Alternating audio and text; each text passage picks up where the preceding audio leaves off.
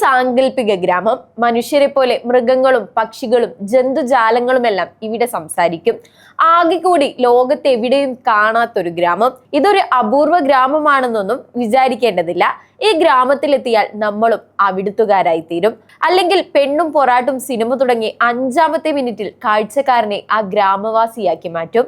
രാജേഷ് മാധവൻ സംവിധാനം നിർവഹിച്ച പെണ്ണും പൊറാട്ടും ഗോവയിൽ നടന്ന ഇന്റർനാഷണൽ ഫിലിം ഫെസ്റ്റിവലിൽ ഇന്ത്യയിൽ ഗാല പ്രീമിയർ വിഭാഗത്തിൽ പ്രദർശിപ്പിച്ച ഏക മലയാള ചിത്രമായും IFFKയിൽ മികച്ച പ്രതികരണം നേടിയ സിനിമയായും വെളിച്ചം കണ്ടതിന് ശേഷമാണ് തിയേറ്റർ റിലീസിനെത്തിയത്.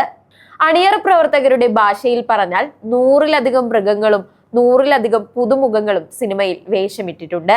തിയേറ്ററിൽ ആർട്ടിസ്റ്റുകളും ഓഡിഷൻ വഴി തിരഞ്ഞെടുത്തവരുമെല്ലാം ഉൾപ്പെടെയുള്ള മനുഷ്യതാരങ്ങളെല്ലാം അസാധ്യ അഭിനയമാണ് കാഴ്ചവെച്ചിരിക്കുന്നത്. അവരോടൊപ്പം പട്ടി, ആട്, പശു, പൂച്ച, കോഴി, താറാവ്, കാക്ക, ഓന്ത്, ആന തുടങ്ങി നിരവധി പക്ഷികളും മൃഗങ്ങളും തങ്ങളുടെ ഭാഗം ഭംഗിയായി അവതരിപ്പിച്ചിട്ടുണ്ട്. തിയേറ്ററിൽ കയറി സിനിമ തുടങ്ങിയാൽ 2 മണിക്കൂർ നേരം പ്രേക്ഷകർ പട്ടട ഗ്രാമത്തിനകത്തായി പോകും. പിന്നെ പുറത്തു കടക്കാനാവില്ല. ഗോപാലൻ മാഷ് ഗ്രാമത്തിലെ മനുഷ്യരെയെല്ലാം അഹിംസയുടെ പാതയിലെത്തിച്ചെങ്കിലും ആരും ശ്രദ്ധിക്കാതെ പുതുതലമുറയിലെ ഒരു കുട്ടി പട്ടടയിൽ വളരുന്നുണ്ടായിരുന്നു. പട്ടടയിൽ പിന്നീടുണ്ടാകുന്ന പല കാര്യങ്ങളിലും പ്രധാന തീരുമാനങ്ങൾ എടുക്കുന്നത് ഈ കുട്ടിയാണെന്ന് കാണാൻ കഴിയും. അത്തരത്തിലൊരു സമൂഹത്തിന്റെ കഥയാണ് പെണ്ണും പൊറാട്ടും.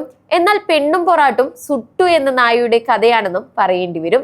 സുട്ടുവിന്റെ ബാല്യ കൗമാരങ്ങളിലൂടെ സഞ്ചരിച്ചാണ് സിനിമ ഗ്രാമത്തിന്റെ അവസ്ഥകൾ പറഞ്ഞു തരുന്നത്. സുട്ടുവിന് തന്റെ ജീവിതത്തിൽ ഉണ്ടാകുന്ന അപ്രതീക്ഷിതമായ ഒരു പ്രതിസന്ധിയും അതിനെ അവൻ എങ്ങനെയാണ് തരണം ചെയ്യാൻ ശ്രമിക്കുന്നത് എന്നുമാണ് ചിത്രത്തിന്റെ പ്രധാന പ്രമേയം. സുട്ടുവിനെ കൂടാതെ താറാവ്, കോഴികൾ, പശുക്കൾ, ആടുകൾ, ആന തുടങ്ങി നിരവധി മൃഗങ്ങളാണ് ചിത്രത്തിൽ വേഷമിട്ടിരിക്കുന്നത്. ആദ്യം മുതൽ അവസാനം വരെ വളരെ ലൗഡായ സംഭാഷണങ്ങളും തമാശകളും കൊണ്ട് നിറഞ്ഞു നിൽക്കുന്ന പെണ്ണും പൊറാട്ടും മലയാളത്തിൽ അധികം ആരും ഉപയോഗിക്കാത്ത ആഖ്യാനമാണ് പിന്തുടർന്നത്. അതുകൊണ്ട് തന്നെ സിനിമ നൽകുന്ന പുതുമ വളരെ മനോഹരമാണ്. തിയേറ്ററിന് വേണ്ടി തന്നെ ഡിസൈൻ ചെയ്ത ഒരു ചിത്രമെന്ന് ഇതിനെ വിശേഷിപ്പിക്കാം. ആദ്യ സംവിധാന ചിത്രത്തിലൂടെ മലയാളത്തിൽ എല്ലാ കാലത്തും ചർച്ച ചെയ്യാൻ പോകുന്ന ഒരു സിനിമ ചെയ്യാൻ കഴിഞ്ഞു എന്നതിൽ രാജേഷ് മാധവന് തീർച്ചയായും അഭിമാനിക്കാം. പണിയറിയാവുന്ന സംവിധായകനാണ് അദ്ദേഹമെന്ന് ആദ്യ സിനിമ കൊണ്ട് തന്നെ മുദ്ര കുത്തിയിരിക്കുന്നു.